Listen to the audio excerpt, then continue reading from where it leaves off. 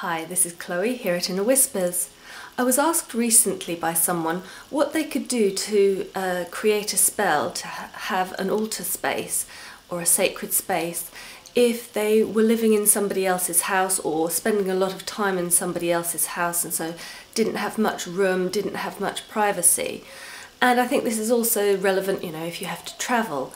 So here are some ideas for things that you can do to create a portable altar that's lightweight, easy to take with you anywhere, and pretty subtle. At its most basic level, I always tend to include objects to represent the elements in my altars, even in a portable altar, because symbolically that represents creating sacred space, creating a space that's outside of the everyday. And also symbolically, including the four elements means that we are drawing in all aspects of our life. So I like that for a very sort of small number of objects and very simple to carry around with us, that you're including those two things symbolically. Another thing that you might want to think about including in your portable altar are representations of deity. And so I'll give a couple of options for that as well, but obviously that's a very personal choice. One idea is to just take with you the very basic elements of a very simple altar. So for example here, you could take with you the feather, the tea light candle, the shell and one of the stones. And just with a cloth, there you have the four elements to create your sacred space, your little altar, and you can place your spell in the centre of those. And if you want to add representations of deity to those few little objects, you could, for instance, take a red and a green stone for the goddess and the god. Or also use cards from there's many decks out there with gods and goddesses, most especially goddesses, but there are some with gods as well. So for example, these are taken from the Mythic Oracle published by Blue Angel, and that's Mnemosyne for inspiration and Hephaestus for work. About my favourite way of creating a portable altar is to use cards.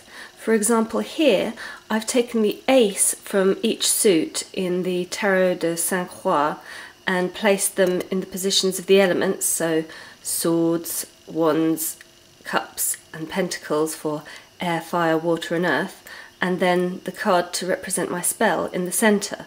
So there it's incredibly light, very portable. And with this kind of tarot altar to represent the god and goddess, you could use either the Empress and the Emperor cards perhaps, or if you prefer, depending on the deck and your own inclinations, the High Priestess and the Hierophant cards. So that's a couple of ideas of ways of using tarot cards for the elements and the god and the goddess. And you could do the same with angel cards as well. Here I've taken Gabriel, Michael, Raphael and Uriel to represent the four elements and place them around so that I could then think of my sacred space and place my intention, my spell in the centre of that. There are also quite a few specific pagan decks which might have cards appropriate for creating an altar. For example, these are cards taken from the Hidden Path and the Well-Worn Path. And so there's a goddess and a god card, and also a card generally for an altar, and a card specific to a Beltane altar for this time of year. The Well-Worn Path also has cards for each of the elements, with a female figure on them. Try and see that a little better. And it also has cards for ceremonial objects. So you could use those to represent the elements on your altar to create sacred space. Creating a card altar can also be done with lenormand cards. These are my Wings of Change lenormand, and there I specifically added in 4 extra cards for the elements. So we have air, fire, water and earth, and then my spell in the middle. However, you could do this even with regular Lenormand cards.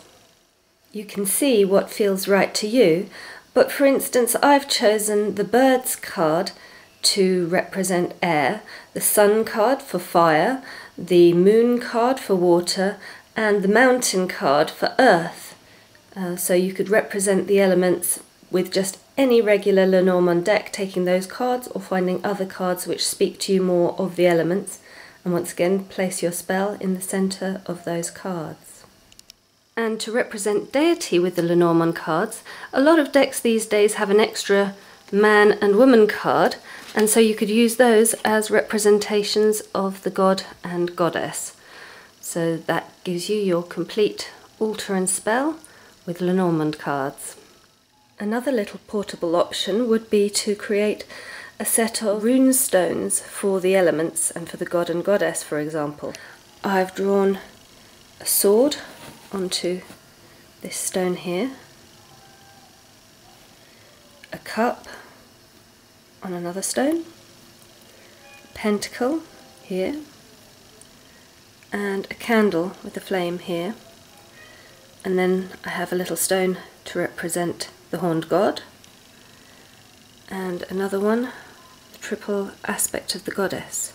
So that's just 5 little stones you can easily fit in a pocket and put them on a cloth. I really like having altar cloths or some kind of cloth, but you can even just use a scarf. It just gives you a little surface on which to create your spell.